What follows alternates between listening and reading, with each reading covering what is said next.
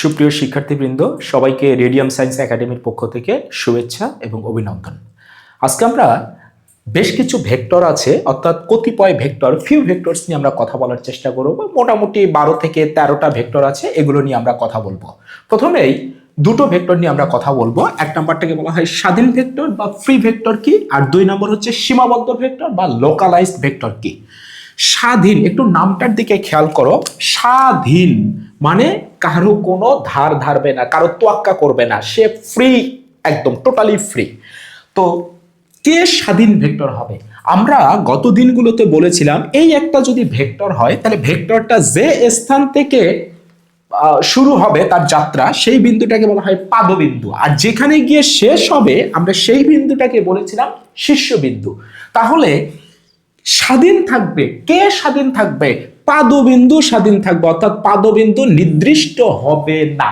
অর্থাৎ ভেক্টরটার পাদবিন্দু কোথায় হবে এটা বলে দেওয়া থাকবে না, এটা ফিক্সড হবে না, যে কোথাও তুমি পাদবিন্দু নিতে পারো। তাহলে আমরা সুন্দর করে বলবো যে ভেক্টরের পাদবিন্দু কোথায় হবে এটা নির্দিষ্ট নয়, অর্থাৎ পাদবিন্দু স্বাধীন হবে, ওই ভেক্টরগুলোকে বলবো আমরা স্বাধীন ভেক্টর। অর্থাৎ এটা একটা স্বাধীন ভেক্টর, এটা একটা স্বাধীন ভেক্টর, এটা একটা স্বাধীন ভেক্টর হতে পারে, কারণ পাদবিন্দুগুলো তুমি ইচ্ছা মতো চুজ করতে পারো। এবার দেখো তো, দুই নম্বর যে ভেক্টরটা ছিল সীমাবদ্ধ ভেক্টর, লোকালাইজড ভেক্টর। সীমাবদ্ধ নামটার দিকে তাকাও, মানে এটা স্বাধীন হবে না, এটা পরাধীন ভেক্টর।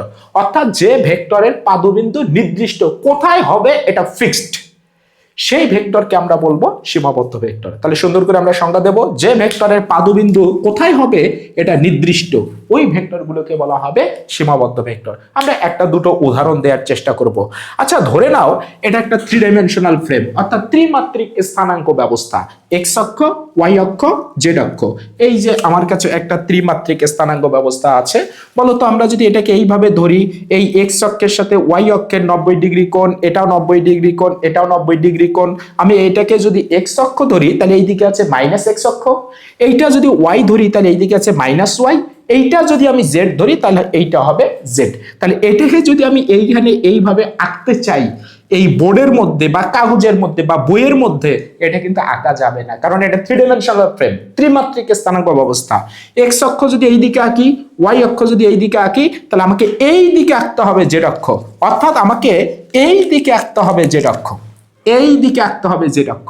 কিন্তু আমি কি এই বোর্ডে বা কাগজে কলমে বা বইয়ের মধ্যে আমি কি এইভাবে আঁকতে পারি? তাহলে যেহেতু আঁকা যায় না, এই জন্য আমরা এই দিকে টানটা দেবো, তার মানে এটা জেড অক্ষ। তাহলে তোমাকে বুঝে নিতে হবে এটা এক্স অক্ষ, ওয়াই অক্ষ, জেড অক্ষ, পরস্পরের উপরে তিনটাই লম্ব, অর্থাৎ প্রত্যেকের সাথে প্রত্যেকের মধ্যবর্তী কোণ 90 ডিগ্রি। তাহলে এই যে তোমরা দেখতে পাচ্ছ এই অবস্থানটা এটা হবে মূলবিন্দু। ওকে, আমি লিখে দিয়েছি মূলবিন্দু। তাহলে তোমাকে যদি বলা হয় ধরো এইখানে কোনো একটা বস্তু আছে, তাহলে এই বস্তুটা কত দূরে আছে বা কোথায় আছে, তাহলে এই বস্তুর যদি অবস্থান আমরা ব্যাখ্যা করতে চাই তাহলে বলবো মূলবিন্দু থেকে এত দূরে আছে। ওকে, যদি বলি এইখানে একটা বস্তু আছে, তাহলে এই বস্তুটা কোথায় আছে, তাহলে এত দূরে আছে, তার মানে এত দূরে আছে এই বস্তুটা। যদি বলি এই বস্তুটা এইখানে আছে, তাহলে এটা কত দূরে আছে, এর অবস্থান কোথায়, বলবো এত দূরে আছে। এই বস্তুটা কোথায় আছে, বলবো এইখানে আছে। দেখো, এই ভেক্টরগুলোকে বলা হয় অবস্থান ভেক্টর। পরে আমরা আরো ডিটেলস পড়বো।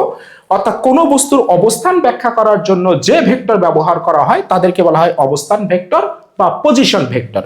তাহলে যে কোনো অবস্থান ভেক্টরের দেখো পাদবিন্দু কোথায়, এরও পাদবিন্দু মূলবিন্দুতে, এরও পাদবিন্দু মূলবিন্দুতে, এই ভেক্টরেরও পাদবিন্দু মূলবিন্দুতে, এই ভেক্টরেরও পাদবিন্দু মূলবিন্দুতে। অর্থাৎ যে কোনো অবস্থান ভেক্টরের পাদবিন্দু হয় মূলবিন্দুতে। তাহলে বলতো পাদবিন্দু নির্দিষ্ট কোথায়, মূলবিন্দুতে, কোথায়, মূলবিন্দুতে। তাহলে আমরা বলতে পারি যে কোনো অবস্থান ভেক্টর একটি সীমাবদ্ধ ভেক্টর। ধন্যবাদ সবাইকে।